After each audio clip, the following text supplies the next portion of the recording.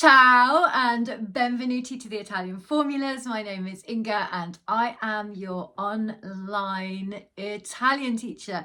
So today we are going to look at words that we already know, but we maybe don't realize that we know them because they're Italian, but they're already in English and we use them all the time. So if you've got the Italian Formulas textbook, you can look at page 44. And this is starting with drinks, da bere. If you go to Italy and you go into a restaurant, they're going to say da bere. What would you like to drink? So we're going to start with one that we already know, cappuccino, but we say cappuccino. But in Italian, you say il cappuccino, il cappuccino. Okay, prosecco, il prosecco, il prosecco. Now, one of the things that English people quite often forget or maybe don't know or don't feel comfortable doing is using your hands. So even when you're just practicing like this, just get your hands out and wave around because it instantly gets you into being more Italian.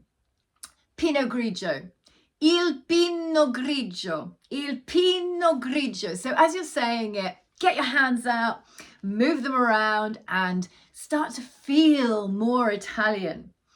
Espresso, espresso. Now in Italian, they don't say espresso really for the coffee. They just say un caffè, un caffè. Really, they might say un caffè espresso, but it's unlikely. They'll probably just say un caffè. Latte. Now, when we talk about a latte and we go into a coffee shop and we ask for a latte, what we're expecting is a coffee with a lot of milk. If you do that in Italy, you'll either get a cold glass of milk or a warm glass of milk, but you won't get any coffee in it.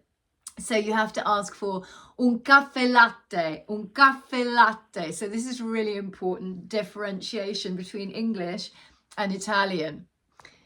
Okay, so the next one is la barista, la barista. We all know the barista. So in Italian, la barista, la barista. Al dente, al dente, al dente. Al fresco, al fresco, al fresco. Replica. This really surprised me when I discovered this. La replica, la replica.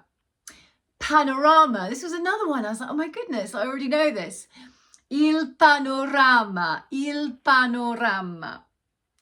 Casino. We say casino. In Italian, il casino, il casino.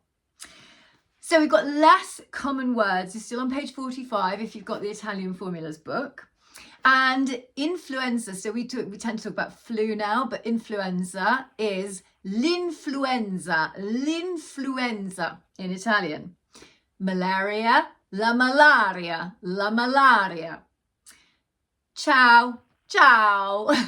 Now, ciao is really informal rather. It's only used with people who you're friends with, people you know really well, or children. So tendentially, you're going to say buongiorno, buonasera, salve. Ciao, really only utilized for friends. Fiasco.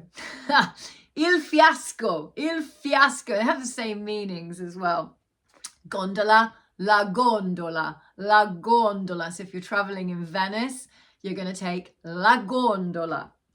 And Madonna, la Madonna, la Madonna. Really important person in Italy, of course. So on to page 46 if you've got the Italian Formulas book. If not, don't worry, you can just follow along.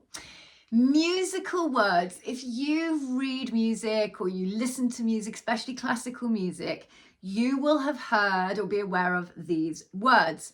Forte, forte, meaning strong.